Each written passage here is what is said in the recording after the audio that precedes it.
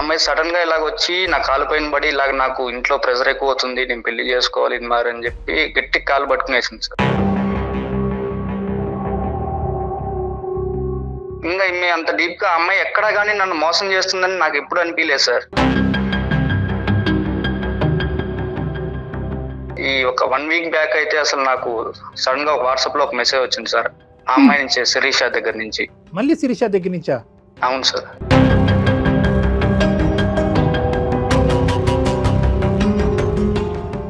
అతను ఇట్లా బాడీ మీద చేయాల్సిన ప్రతిసారి అంటూనే ఉన్నాడు, వాడు కూడా ఇలానే టచ్ చేసినాడు నిన్ను.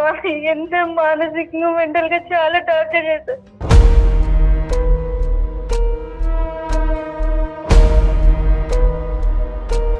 అంటే ఈ చిత్రహింస అంతా మాటల్లో అమ్మా, లేదంటే చేతలు కూడా ఉన్నాయా?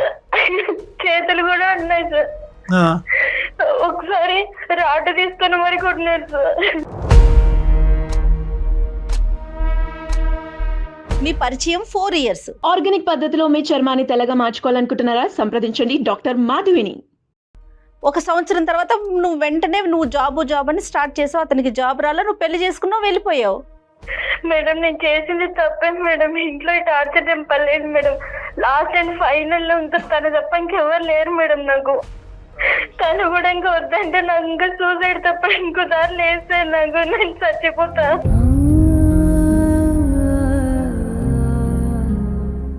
సార్ నేను ఎలాగైనా మా ఇంట్లో ఒప్పించి చేసుకుంటాను సార్. అమ్మాయి అలా బాధపడుతుంటే అసలు నేను చూడలేకపోతున్నా సార్. నాదే తప్పు, నిన్నప్పుడు వదిలిపెట్టి పోవడం.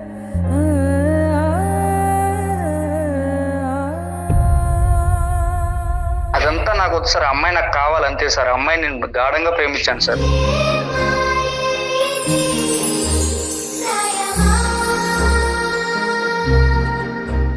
రెండు తెలుగు రాష్ట్రాలలో మొట్టమొదటి factory outlet jewellery shop Mukunda jewelleries. Mukunda jewellers సమర్పించు అందమైన జీవితం కార్యక్రమానికి స్వాగతం. నమస్తే కళ్యాణ్ గారు. నమస్తే జయ గారు. కళ్యాణ్ గారు, రాజేష్ అని మనకి వాట్సాప్ లోనే మెసేజ్ వచ్చిందండి. ప్రేమ వ్యవహారం అంటే అతని మెసేజ్ని బట్టి మాకు అనిపించింది ఏంటంటే మెచ్యూర్డ్ గానే ఉన్నాడు. ఏదో చిన్న పిల్లలు తెలిసి తెలియని వయసు అట్లా అనిపించలేదండి, మెచ్యూర్డ్ గానే అనిపించింది. బట్ అంటే చాలా మలుపులు తిరిగింది అనమాట. సో మీతో మాట్లాడాలి అనేసి పెట్టారు. సో ఏంటి మీరు వస్తారా, ఫోన్లో మాట్లాడతారా? నేను కనిపించను మేడం, నాకు కొంత ఇబ్బందులు ఉన్నాయి, సో కాల్లో అయితే నేను మాట్లాడతానని అన్నారు. నెంబర్ కూడా మనకి పాస్ ఆన్ చేశారు. మరి మీరు ఓకే అంటే నేను కాల్ చేసేస్తాను.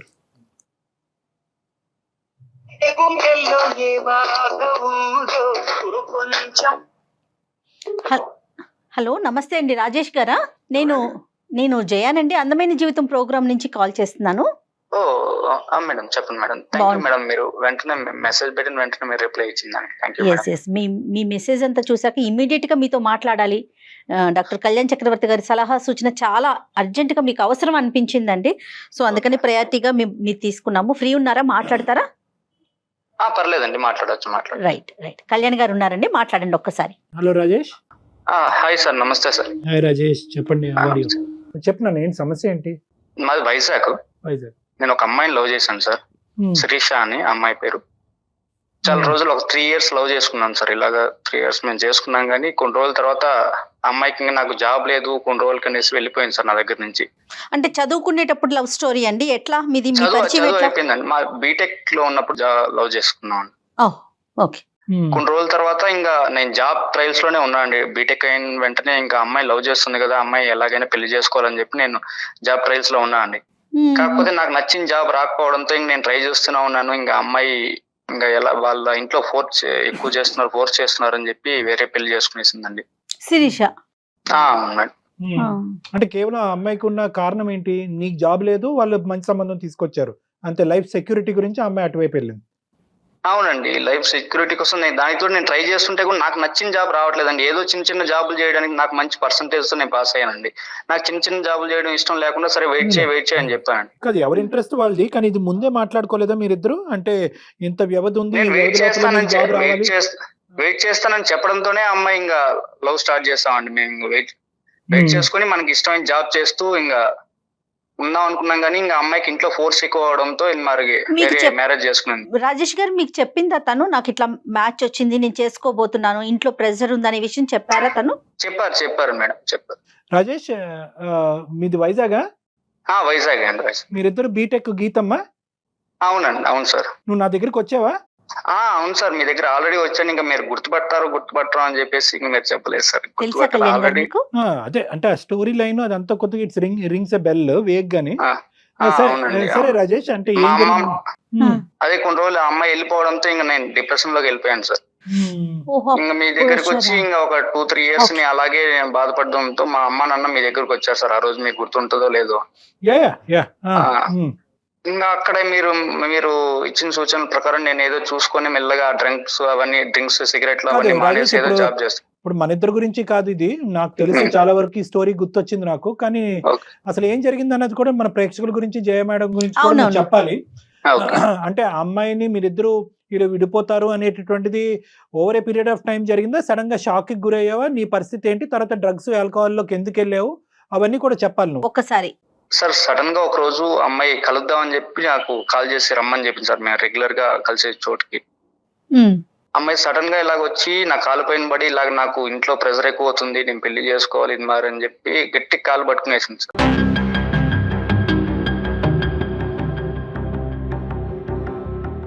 ఇంకా నాకు ఏం చేయాలి, ఏంటి నా పరిస్థితి ఏంటి అర్థం కావాలి. రోజు నార్మల్ గా మాట్లాడే అమ్మాయి ఈ రోజు ఏంటి ఇలా చేస్తుందని చెప్పి నాకు షాక్ లో ఉండిపోయాను. అమ్మాయి ఏడ్చి ఇలాగ నేను వెళ్ళిపోతాను ఇంక నీతో కాదని చెప్పేసి బాధపడి వెళ్ళిపోయింది.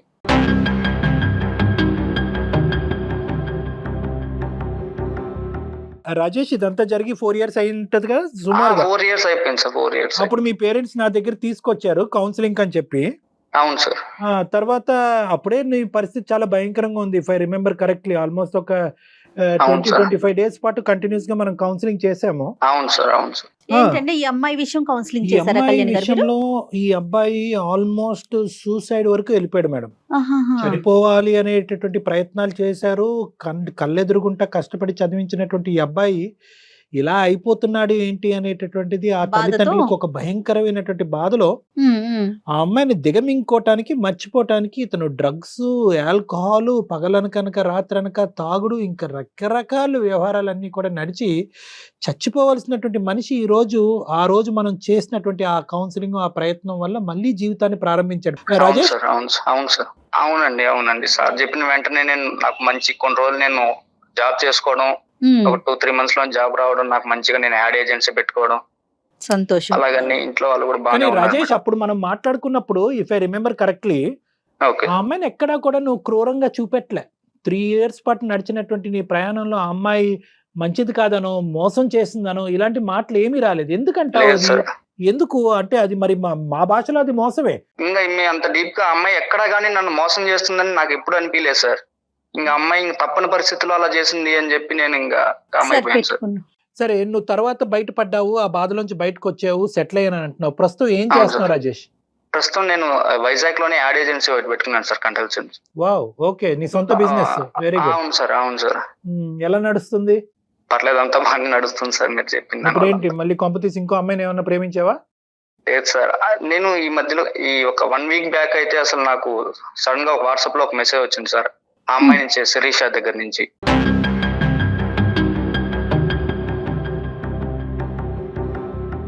మళ్ళీ శిరీష దగ్గర నుంచా? అవును సార్. ఏది ఇప్పుడు 4 years తర్వాత, 3 years అవును సార్, తర్వాత? 4 years తర్వాత సార్. నువ్వు పెళ్లి చేసుకోలేదు ఇంకా? లేదు సార్, నేను ఇంకా లవ్ ఒకసారి బ్రేకప్ అయిన తర్వాత మళ్ళీ ఏ అమ్మాయి దగ్గర నేను ఇంకా కెరీర్ వైపు వెళ్ళిపోయాను సార్. మా ఇంట్లో వాళ్ళ దగ్గర ఇంకా బాధపడుతుంటే చూడలేక ఇంకా కెరీర్ వైపు వెళ్ళిపోయాను.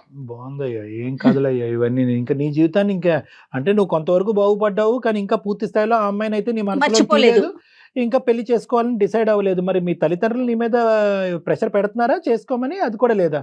అందరూ ప్రెజర్ పెడుతున్నారు సార్, కాకపోతే నాకు పెళ్లి వద్దు, నాకు ఇంకా ఒక అమ్మాయి వెళ్ళిపోయింది, ఇంకా నాకు అవసరం లేదు, నా జాబ్ వైపు కెరీర్ వైపు ఉండిపోదాం అని చెప్పి నేను ఇలా చూసుకుంటున్నాను సార్. ఇంట్లో ప్రెజర్ అయితే ఉంది కానీ లేకుండా ఎందుకు ఉంటుందండి? తల్లిదండ్రులు కోరుకుంటారు కదండి పిల్లలు భవిష్యత్తు ఆ బాగుండాలని. సబ్జెక్ట్ అక్కడ క్లోజ్ అయిపోయినప్పుడు నువ్వు ప్రేమ అనేది పక్కన పెట్టి మళ్ళీ కొత్త జీవితం స్టార్ట్ చేసి కెరియర్ పరంగా నువ్వు ముందుకు వెళ్ళినప్పుడు అంతే ఇది కదా కూడా మొదలు కళ్యాణ్ పెట్టాలి గారు, కదా. అంతే కదా డాక్టర్ గారు. అరే, ఈ అమ్మాయి మళ్ళీ చేస్తున్నాను, కాకపోతే ఆ అమ్మాయి నేను ప్రేమించింది మర్చిపోలేకపోతున్నాను సార్, అందుకని చెప్పేసి. కాదు, ఈ అమ్మాయి మళ్ళీ ఎందుకు మెసేజ్ పెట్టింది? ఇదేంటి మాకు ఏమంటది అసలు ఫైనల్ గా? అమ్మాయి నీ దగ్గరకు వచ్చేస్తాను అని చెప్తుంది మేడం.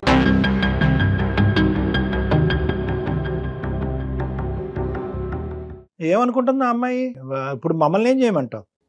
నాకేమో అమ్మాయి వస్తే నాకు పెళ్లి చేసుకుందాం ఉంది సార్. కాకపోతే నాకు ఏంటి వాళ్ళ పరిస్థితి ఏంటి, నా పరిస్థితి, మా ఇంట్లో వాళ్ళు అయితే అసలు చచ్చిపోతాం, నువ్వు ఆ అమ్మాయిని అసలు ఇన్ని రోజులు Naturally. అమ్మాయి దగ్గర నుంచి అంతే కదండి. బయటపడ్డావు, ఇప్పుడు మళ్ళీ వెళ్తున్నావు ఆ అమ్మాయి దగ్గరికి అని చెప్పి, నువ్వు కానీ అమ్మాయితో మాట్లాడితేనే మేము సూసైడ్ చేసుకుంటాము, నువ్వు అసలు వెళ్ళనే వెళ్ళొద్దు, ఎందుకు నువ్వు ఇన్ని రోజుల నుంచి గండం గట్టెక్కింది అనుకుంటే మళ్ళీ ఆ అమ్మాయి వచ్చిందా, ఎందుకు ఆ అమ్మాయి అసలు అసలు మాట్లాడొద్దు అని చెప్తున్నారు సార్. మీ పేరెంట్స్ వద్దంటున్నారు, నువ్వు? నీ మనసు ఏం చెప్తోంది? నా మనసు ఆ అమ్మాయి వస్తే పర్వాలేదు, నేను ఎలాగో మేనేజ్ చేసుకుందాం, ఇంట్లో వాళ్ళతో మాట్లాడి నేను ఎలాగో సర్ది చెప్పుకుందాం అని చెప్పి నేను అనుకుంటున్నాను సార్. తనకి పిల్లలు ఉన్నారంటనా? ఒక అమ్మాయి ఉందండి. అమ్మాయి ఉంది, ఒక పాప. మరి కాదు, ఇప్పుడు పాప పుట్టింది అంటే ఏమంటది ఆ అమ్మాయి? అక్కడ విడాకులు తీసుకుని నీ దగ్గరకు వస్తానంటుందా, మనం పెళ్లి చేసుకుందాం అంటుందా, ఏమంటుంది? పెళ్లి చేసుకుందామని అంటుంది సార్. ఆ అమ్మాయి ఇంకా వాళ్ళ ఇంట్లో వాళ్ళు పెట్టే ప్రెజర్ కు నా వల్ల కావడం లేదు, నిన్ను వదిలేసి వచ్చిన దానికి ఇలా జరుగుతుంది. అన్ని ప్రతి అడుగు తప్పే ఇది. ఇప్పుడు వెనక ముందు చూసుకోకుండా ప్రేమించడం తప్పు, తల్లిదండ్రుల యొక్క ఆశయాలు ఆలోచించకుండా తప్పు, ప్రేమించుకోవటం తప్పు. వెనక ముందు చూసుకోకుండా అక్కడ ఏదో గొప్ప సంబంధం వచ్చింది, తల్లిదండ్రులు ఏదో అయిపోతారన్న ఉద్దేశంతో నిన్ను నడిబజార్లో వదిలేసి ఆ అమ్మాయి పెళ్లి చేసుకోవటం తప్పు. ఈరోజు అక్కడ హింస భరించలేక మళ్ళీ నీ దగ్గరకు వచ్చి మళ్ళీ నువ్వే నాకు కావాలి అంటాం తప్పు. దానికి మించిన పెద్ద తప్పు ఏంటంటే, నువ్వు ఇంత కష్టపడి ఇందులోంచి బయటపడిన తర్వాత మళ్ళీ అదే బురదగుంటలోకి, సారీ ఇలా అంటున్నానని ఏం అనుకోవద్దు, మళ్ళీ అందులోకే దిగి మళ్ళీ ఇదే పరిస్థితి కొని తెచ్చుకోవటం అన్నిటికంటే పెద్ద తప్పు. ఇంకేం చేస్తాను సార్, అమ్మాయి బాధపడుతుంది, ఇంకా నాకు అమ్మాయి బాధపడుతుంటే అసలు చూడలేకపోతున్నాను సార్. అసలు 1 వీక్ నుంచి కాల్ చేసి ఇంకా రోజు ఏడుస్తుంది సార్. మీ అమ్మ నాన్న బాధపడితే చూడగలుగుతున్నావా? ఇంకా మా అమ్మ నాన్న ఎలాగో ఒకసారి మేనేజ్ చేసి ఏదో ఒకటి చేద్దామని నేను అనుకుంటున్నాను అదే సార్. మేనేజ్ ఆ అమ్మాయిని చేయలేరా? ఎట్లా కొట్లా కాంప్రమైజ్ చేసి నీ కాపురం నువ్వు చేసుకోమ్మా, పెళ్లి అయిపోయింది కదా, అట్లా ఆ టైప్ లో ఏమన్నా చెప్పి నేను అసలు చెప్పాను అసలు మేడం ఏంటంటే అలాగా. ప్రాబ్లం ఏంటంటండి?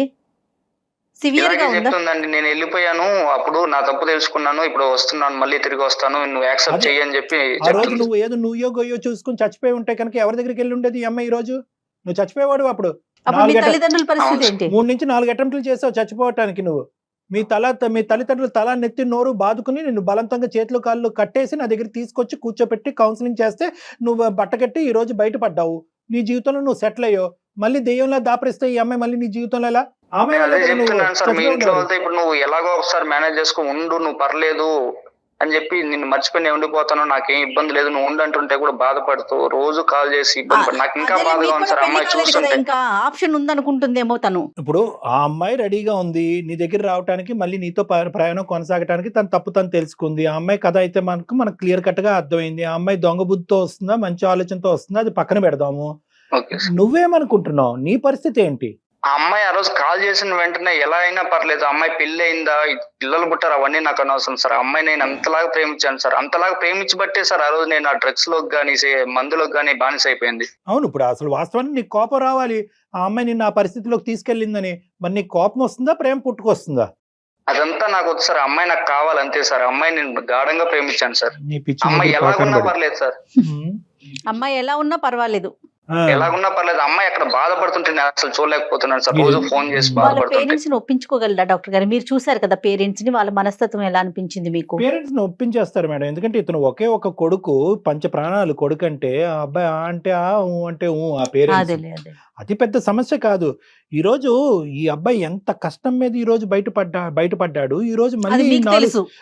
4 సంవత్సరాల తర్వాత చచ్చిపోవాల్సిన మనిషి ఈ రోజు బ్రతికి బయట ఉండి మళ్ళీ అదే అందులోకే వెళ్తాను, ఆ అమ్మాయితో పాటే ఉంటాను అనేటటువంటిది అసలు ఆ అమ్మాయి చెప్పే కథ అంతా నిజమని ఎలా అనుకుంటాం రాజేష్ మనం? ఆ అమ్మాయి నిజంగా అక్కడ నరకయాతన అనిపిస్తుందో లేదో, ఈ అమ్మాయిదే ఏమైనా తప్పు ఉందేమో ఇలా అంటున్నాను అనేది ఏం కాదు. కానీ లేదు సార్, అమ్మాయి కరెక్ట్ గానే ఉంది సార్. అమ్మాయిని బాధపడుతుందని చెప్పి నాకు చాలా సార్లు చెప్తూనే ఉంది సార్. అమ్మాయి బాధపడుతుంటే నేను అసలు చూడలేకపోతున్నాను అసలు. సరే, ఇప్పుడు ఏం చేద్దాం అంటావు? మాకెందుకు చేస్తావు? మళ్ళీ నీకు వార్నింగ్ ఇస్తున్నాను రాజేష్.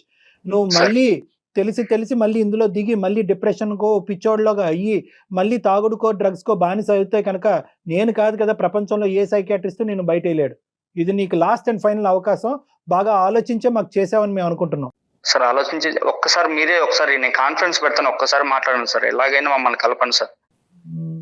కలిసే కాన్సెప్ట్ లోనే ఉన్నాడు రాజేష్. ఎక్కడుంది ఆ అమ్మాయి ప్రస్తుతం? అమ్మాయి వాళ్ళు చెన్నైలోనే ఉంది సార్, వాళ్ళ ఇంట్లోనే ఉంది. చెన్నైలో ఉంటారు వాళ్ళు. సరే కలపండి. ఆ అమ్మాయి పేరు శిరీష సార్. శిరీష. ఓకే, కలపండి, ట్రై చేద్దాం. అసలు ఏమనుకుంటుందో. చాలా డేంజర్ అమ్మా ఇది. ఇదేంటంటే అసలు ఒక మనిషి స్వచ్ఛంగా చాలా నీతివంతుల్లాగా ప్రేమించినటువంటి ఒక వ్యక్తి ఆ ప్రేమ విరిగిన తర్వాత అందులో బయటపడటం అనేది చాలా కష్టం. ఆ హెవీనెస్ ఉంటుంది చూడండి, అది ప్రపంచంలో అన్నిటికంటే పెద్ద డిప్రెషన్ అని నేను అనుకుంటున్నాను. దాన్ని గ్రీఫ్ అంటారు. అంటే ఒక మనిషి చనిపోతే ఎంత బాధ ఉంటుందో అంత బాధ ఉంటుంది. హలో కన్నా, హలో కన్నా చాలా సేపటి నుంచి నీ కాల్ కోసమే వెయిట్ చేస్తున్నా. ఇంత టెన్షన్ పడినాను తెలుసా, కాల్ చేస్తావో లేదో అని. శిరీష, నేను అందమైన జీవితం అనే ప్రోగ్రామ్ కళ్యాణ్ చక్రవర్తి గారు మాట్లాడుతున్నారు, కాన్ఫరెన్స్ లో ఉన్నారు, ఒకసారి మాట్లాడతారండి. ఓకే కన్నా. అమ్మ కన్నాని ముద్దుగా పిలుచుకుంటావా మీ రాజేష్ని? అవును సార్, కన్నా అని పిలుస్తా. అతని కలవని 4 సంవత్సరాలు కూడా మీ ఇంట్లో కన్నా కన్నా అనే స్మరిస్తున్నావా? ఓకేనమ్మా. సార్ తన గురించి అయితే ఆలోచిస్తూనే ఉన్నా సార్. 4 years ఎంత కష్టం పడుతున్నాను నాకే తెలుసు సార్. అది కాదమ్మా, నేను ఒకే ఒక పాయింట్ నిన్ను అడుగుతున్నాను శిరీష.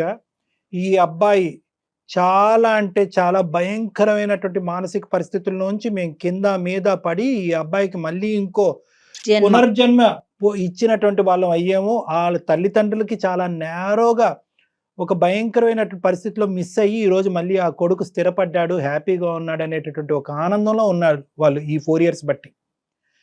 ఏం జరిగింది, ఎలా జరిగింది అనేది అంతా నీకు తెలుసు. నీకు తెలియనటువంటి కథ ఏమీ కాదు కదమ్మా శిరీష? అవును సార్. మరి నువ్వు కాదు వద్దు అని అనుకున్నటువంటి వ్యక్తిని ఈ రోజు మళ్ళీ కావాలని ఎందుకు అనుకుంటున్నారు? సార్ నేను చేసింది నిజంగా తప్పే సార్, కానీ నేను తనకి చెప్తూనే ఉన్నా జాబ్ తెచ్చుకో మ్యారేజ్ చేసుకుందామని. కానీ మ్యారేజ్ టైంకి ఇంకా తనకి ఎంత చెప్పినా కూడా వినలేదు సార్. ఏ అమ్మాయినా సెటిల్ అయిన అబ్బాయినే కదా సార్ కావాలనుకునేది. అలానే నేను కూడా ఒక ప్రాక్టికల్ అమ్మాయి లాగానే ఆలోచించిన. సెటిల్ అయిన అబ్బాయిని చేసుకొని ఇంట్లో కూడా ఫోర్స్ వస్తుండింది సార్. మరి మీరు వెయిట్ చేయాల్సింది కదా, మీకు అంత ఇష్టం అంత ప్రేమ ఉన్నప్పుడు. మేడం నేను 3 years నుంచి మేడం నేను తనకి ఎంతగా చెప్తున్నాను. తను కూడా మీ పరిచయం 4 years కాదమ్మా, మీ పరిచయం 4 years. 1 సంవత్సరం తర్వాత నువ్వు వెంటనే జాబ్ అని స్టార్ట్ చేసావు, అతనికి జాబ్ రాలా, నువ్వు పెళ్లి చేసుకున్నావు, వెళ్ళిపోయావు. మేడం నేను చేసింది తప్పే మేడం. ఇంట్లో టార్చర్ చెప్పలేదు మేడం. లాస్ట్ అండ్ ఫైనల్ లో ఉంటుంది తను తప్ప ఇంకెవరు లేరు మేడం నాకు. కదమ్మా, అసలు నీ ప్రాబ్లం ఏంటమ్మా? అక్కడ ఏంటి మీకు ఏమి problem? ఎందుకు వచ్చావు మళ్ళీ ఇతని జీవితంలోకి? ఇందాక నా క్వశ్చన్ ఆన్సర్ చెప్పండి. Why did you come back? ఎందుకు మళ్ళీ కావాలనుకుంటున్నావు కన్నాని? సార్ నేను మ్యారేజ్ అయిన ఫస్ట్ రోజే మా హస్బెండ్ అడిగారు సార్, నీకేమైనా లవ్ అఫైర్స్ ఉన్నాయా అలా ఇలా అని అడిగారు. తను ప్రాక్టికల్ గా ఆలోచిస్తున్నాడు కదా అన్నట్టు నేను అవును ఇలా ఉండింది అని చెప్పాను సార్. ఓకే, అప్పటి నుంచి ఇంకా స్టార్ట్ అయింది సార్. ఇంట్లో వాళ్ళు అంతే సార్, తను అంతే.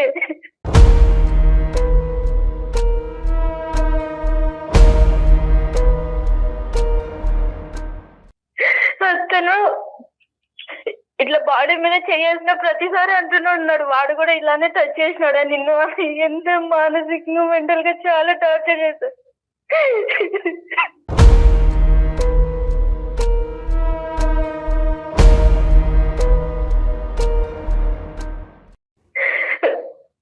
ఇప్పటికే ఒక పాప ఉంది సార్. ఆ పాప పుట్టిన తర్వాతనే ఇట్లా కాస్త నేను చూస్తున్నట్టు మనిషిగా కూడా చూడదు సార్ ఇంట్లో నన్ను. అత్తగారు మామగారమ్మ పొద్దుటి నుంచి సాయంత్రం వరకు అత్త మామలు ఇద్దరు అంతే సార్.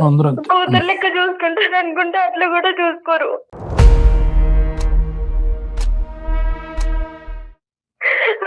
మళ్ళీ సాయంత్రం మా ఆయన రాగానే తనకు కూడా లేనిపోనేవన్నీ చెప్పి నన్ను ఇంకా తిట్టేయడం ఇదంతా ఇప్పటికీ జరుగుతుంది సార్. అంటే ఈ చిత్రహింస అంతా మాటల్లో అమ్మా, లేదంటే చేతలు కూడా ఉన్నాయా? చేతులు కూడా ఉన్నాయి సార్. ఒకసారి రాటు తీసుకుని మరి కొట్టినారు సార్. ఇది ఒక్కటే కారణం అమ్మా? కేవలం సార్ మీరే ఏదో ఒకటి చేయాలి. అది కదమ్మా, ఇప్పుడు ఎందుకు ఈ నిర్ణయం తీసుకున్నావు? అంటే నీ కన్నా అనే వ్యక్తి ఇంకా పెళ్లి కాకుండా ఉన్నాడు అనేది నీకు తెలుసా? కన్నా లేదంటే రాజేష్ అనేటటువంటి వ్యక్తి ఒక భయంకరమైన పరిస్థితుల్లోంచి వెళ్ళి ఇలాగా బ్రతికి బట్టగట్టి మళ్ళీ తన జీవితంలో తనని కాపాడుకుని బతుకుతున్నాడు అనే ఆలోచన తెలుసా నీకు? నువ్వు వెళ్ళిపోయిన తర్వాత అతని జీవితం ఎలా వెళ్ళింది అనేది నీకు తెలుసా? లేదు సార్, నాతో ఎవరిని కాంట్రాక్ట్ లో అయితే పెట్టలేదు సార్ మా హస్బెండ్. తన నెంబర్ ఎప్పుడు ఉండేదో అదే అన్బ్లాక్ చేసి నేను ఇప్పుడు మెసేజ్ చేశాను. సార్ నా లైఫ్ మీద నాకు ఆశ లేదు సార్. ఇంకా ఒకే ఒకటి నాకున్న దారంటూ రాజేష్ నా కన్నా మాత్రమే సార్. తను కూడా ఇంకా వద్దంటే నాకు ఇంకా సూసైడ్ తప్ప ఇంకో దారి లేదు సార్. నాకు నేను చచ్చిపోతా.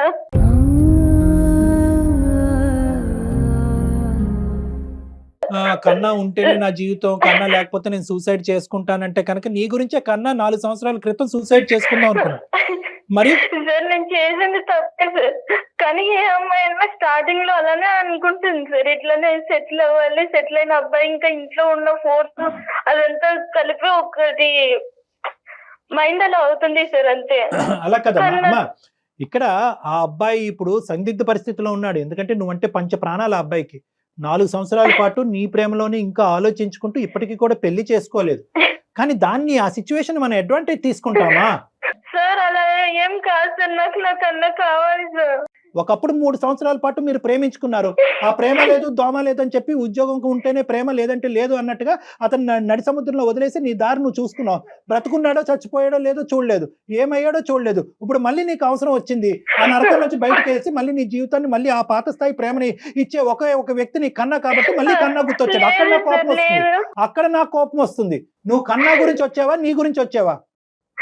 లేదు సార్, నా గురించి నేను అనుకోనంటే ఈ పరిస్థితి నేను ఈ భూమి మీదనే ఉండేదాన్ని కాదు సార్. కన్నా కోసమే బతుకున్నావా? బతకాలని ఉంది సార్ ఇప్పటికి.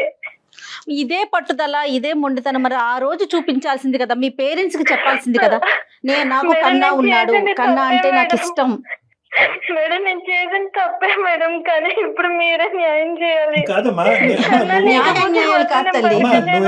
ప్రాక్టికల్ గా మాట్లాడానని అంటున్నాం కానీ ఇవన్నీ అవకాశవాదాలు అంటావు. ఎటొచ్చి ఏంటంటే నువ్వు ఏడుస్తున్నావు కాబట్టి నీవే జాలిపడి మేము మాట్లాడుతున్నాం కానీ నువ్వు అవకాశవాది. శిరీష ఏం బాధపడకు శిరీష, నువ్వేం బాధపడకు. నువ్వు ఆ రోజు కానీ ఇలా ఉంటే నేను ఎప్పుడే చేసుకుంటా, ఇప్పుడు కూడా ఏం పర్వాలేదు. నేను ఎలాగైనా మా ఇంట్లో ఒప్పించి చేసుకుంటాను సార్. అమ్మాయి అలా బాధపడుతుంటే అసలు నేను చూడలేకపోతున్నా సార్. నాదే తప్పు, నిన్నప్పుడు వదిలిపెట్టి పోవడం 4 years ఏం బాధపడదు శిరీష, ఏం బాధ సార్. నేను ఎలాగైనా మా ఇంట్లో వాళ్ళతో ఒప్పించి నేను ఎలాగో చేసుకుంటాను సార్. అమ్మాయి అక్కడ అలా బాధపడుతుంటే నేను చూడలేకపోతున్నాను సార్.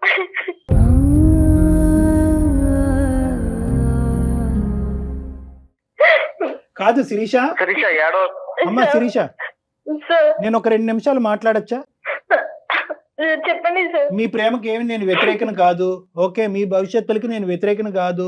నాకు కన్నా యొక్క భవిష్యత్తు కూడా ఇంపార్టెంట్. ఎందుకంటే కనుక అతను ఈ రోజు బ్రతికి బయటపడ్డాడు. 1-10 సార్లు చెప్తున్నాను. ఎందుకంటే అతను గెడ్డాలు పెంచుకుని పిచ్చోడు లెక్క ఉంటూ తాగుడుకు బానిసయ్యి ఈడ్చుకుని 2 కాళ్ళు 2 చేతులు కట్టేసి వాళ్ళ తల్లిదండ్రులు నా దగ్గర తీసుకొచ్చారమ్మా. ఆ సన్నివేశం నువ్వు ఒక్కసారి చూస్తే కనుక నీకు అర్థం అవుతుంది. నీ తప్పైపోయింది అని చెప్పి మీరు అందరూ చాలా సింపుల్ గా మాట్లాడేస్తారు. అవసరానికి ఏది పట్టుకోవాలో మీరు అది పట్టుకుంటారు, మీకు బాగానే అలవాటు. నేను ఈ రోజు లేదు, అప్పుడు ఫ్యామిలీ గురించి నేను తనని దూరం పెట్టాల్సి వచ్చింది, కానీ తనంటే ఇష్టం లేక కాదు సార్. అమ్మ, ప్రేమించినప్పుడు ఎవరో ఒకరిని దూరం పెట్టాలి. ప్రేమ అనేటటువంటిది వచ్చినప్పుడు పోరాటం తప్పదు, త్యాగాలు తప్పదు. సార్ నేను తనకి చెప్తూనే ఉన్నాను సార్, అడుక్కు తిని పోషిస్తాడమ్మా నిన్ను. నీకేంటమ్మా ప్రాబ్లము? నువ్వు ప్రేమను కాపాడుకో. చేసింది తప్పే ఒప్పుకుంటున్నాను సార్, కానీ నాకు తను కావాలి సార్. అమ్మ, తప్పు 2 తప్పులు అవ్వకూడదు అని చెప్పి నేను ఈ రోజు ఈ విధంగా మాట్లాడుతున్నాను. మీ ప్రేమకు వ్యతిరేకం కాదు, తప్పు 2 తప్పులు అవ్వకూడదు. ఇక్కడ మీ ఆయన కుటుంబం ఉంది, మీ అత్తారిల్లు ఉంది, మీ అమ్మ నాన్న ఉంది, పాప ఉంది, అటువైపు వాడు అమ్మ నాన్న ఉన్నారు. ఇప్పుడు ఒప్పుకుంటారా? ఎంతమందిని ఒప్పిస్తారు? సార్ ఏం పర్లేదు సార్, నేను ఇంకొకసారి కావాలంటే అక్కడ వెళ్ళడానికి నేను సిద్ధంగానే ఉన్నాను. కానీ శిరీష అది నాకు చూస్తుంటే దేనికన్నా రెడీ అయ్యి, శిరీషకి 10 మంది పిల్లలున్నా రెడీ అయ్యి, ఏదన్నా రెడీ అయ్యి. వాళ్ళందరూ వచ్చి నిన్ను నరికి నీకు ఉప్పు కారం రాస్తారు వాళ్ళందరూ కలిపి. అర్థం అవుతుందా? నువ్వేమనుకుంటున్నావు? నీ తల్లిదండ్రులు పడిన బాధ డాక్టర్ గారికి తెలుసమ్మా. నీ కండిషన్ లో నీకేం తెలుసు?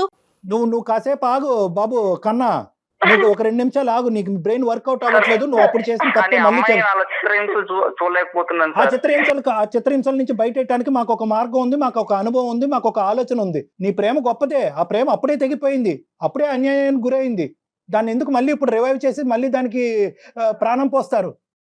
Sir please sir, 4 years marriage అయినా కూడా కన్నాను తెలుసుకుని రోజు అంటూ లేదు సార్ నా లైఫ్ లో. ఎక్కడున్నావమ్మా?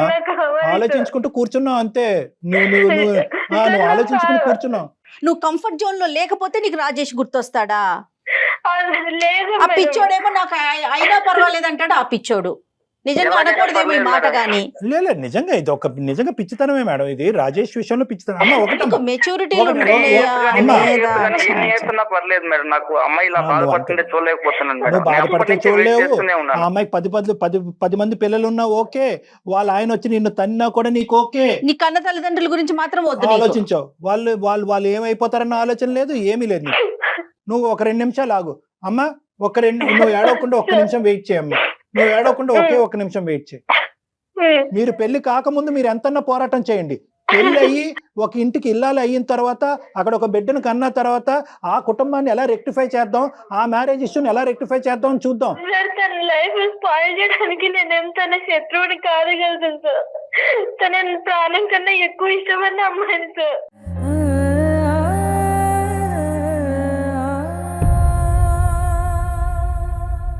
ఇక్కడ రాజేష్ మీద నీకు ఎంత ప్రేమ ఉంది అనేది మాకు అర్థం అవుతుంది. ఫస్ట్ నీ మ్యారేజ్ లో ఉండేటటువంటి, నీ కుటుంబ సభ్యులతో ఉండేటటువంటి ఇష్యూని ఫస్ట్ మనం రిజాల్వ్ లేదు చేద్దాం. సార్. రిజాల్వ్ చేద్దాం. లేదు సార్, నా హస్బెండ్ నా దగ్గరకు వచ్చినా కూడా నాకు రాజేషే కావాలి సార్. మనం పెద్దల్ని ఇన్వాల్వ్ చేయాలి ఇక్కడ. నాకు కావాలి అంటే కనుక నేను 1కి 100 సార్లు వార్నింగ్ చేస్తున్నాను మీకు. మళ్ళీ సార్, మీరు నేను రానున్న కావాలంటే మా రోజుల్లో ఇంట్లో తప్పు వాళ్ళని చేయబోతున్నారు. ఒప్పిస్తాను సార్. నేను కావాలంటే మా ఇంట్లో వాళ్ళని కావాలంటే ఎలాగో ఒప్పిస్తాను సార్. బాబు నువ్వు ఎలాగన్నా ఒప్పిస్తావు, ఎందుకంటే మళ్ళీ చచ్చిపోతానని వార్నింగ్ ఇచ్చే ఒప్పిస్తావు. నువ్వు ఎలా ఒప్పిస్తావు నాకు తెలుసు. నీకున్న టెక్నిక్ ఏంటన్నది నాకు తెలుసు. శిరీష వాళ్ళ అత్తమామలకి ఏం చెప్తారండి? అమ్మా శిరీష, సార్ ఇప్పుడు నువ్వు మీ పేరెంట్స్ కి ఏమని చెప్దాం అనుకుంటున్నావు, మీ అత్తమామలకి ఏమని చెప్దాం అనుకుంటున్నావు, నువ్వు కన్నటువంటి బిడ్డ రేపొద్దున తండ్రి ఎవరు అని అడిగితే కనుక ఆ అమ్మాయికి ఏమని చెప్దాం అనుకుంటున్నావు? సార్ మా అమ్మ వాళ్ళని నేను ఖచ్చితంగా క్వశ్చన్ చేస్తాను సార్. వాళ్ళని నేను హ్యాపీగా ఉంటానని చెప్పి ఈ పెళ్లి చేశారు, కానీ నేను నరకం తప్ప ఇంకోటి చూడలేదు సార్ ఈ లైఫ్ లో. ఒకప్పుడు నువ్వు విడాకులు ఇవ్వడానికి రెడీగా ఉన్నావు అని అంటే కనుక మీ హస్బెండ్ హ్యాపీగా విడాకులు ఇస్తాడా? సార్ నాకు ఇష్టం లేకుండా తను మాత్రం ఏం చేయగలదు సార్. సో నీకు ఇష్టం నేను లేనట్టు ఇంకొకరి కాపురం చేస్తేనే కదా సార్ నాతో లైఫ్ ఉంటది.